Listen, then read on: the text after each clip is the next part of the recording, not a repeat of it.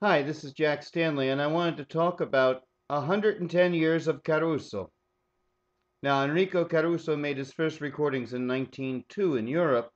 However, his first recordings made in the United States were on February the 1st, 1904, made in room 826 in Carnegie Hall.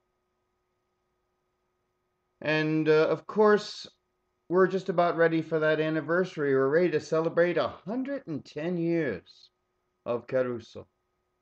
It seems amazing that that much time has gone by, and that wall of distance between what once was and what is now is so vast. I remember when I was young, I used to talk to people all the time who had seen him, who had heard him.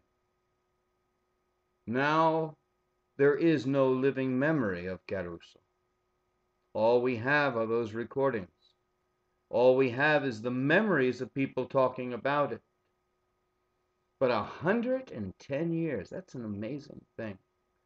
I remember years ago when I first started collecting, I was celebrating Caruso's 100th birthday in 1973. Now we're getting close, actually, to 2023, which will be his 150th. In fact, that's only going to be a little more than 9 years from now. Amazing how much time has gone by. But these are, one of the recordings from that session. This is probably about a 1906 pressing of those first recordings made in 1904. They're all over the place. They're not exceedingly rare or anything, but they're remarkably well recorded, if I may say so. I always liked the sound of that studio at Carnegie Hall. But it was next to all kinds of voice studios and caused all kinds of problems. But still, when you listen to other recordings, beside Caruso's, all made in that studio, they're rather remarkable sounding. It was a very lively room.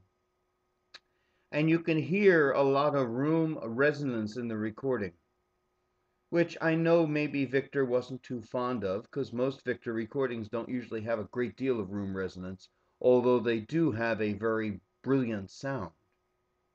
Of course, I remember years ago going through some of Edison's books and finding him writing rather disparaging things about Victor records.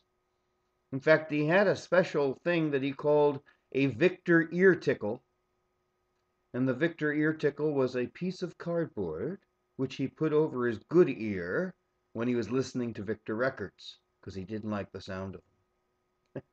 Well, nonetheless, it is now 110 years since Caruso made his first records in the United States.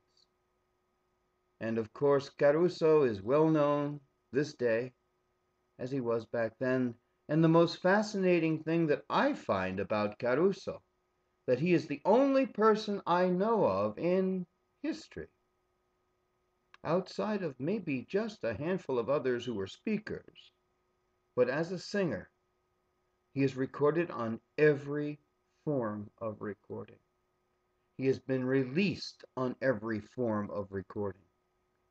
And yet, I may say, it's only 110 years now, but I will tell you, when we reach the 300th anniversary, long after all of us are dust, they will still hear the voice of Caruso and still thrill to those wonderful recordings made on February the 1st, 1904.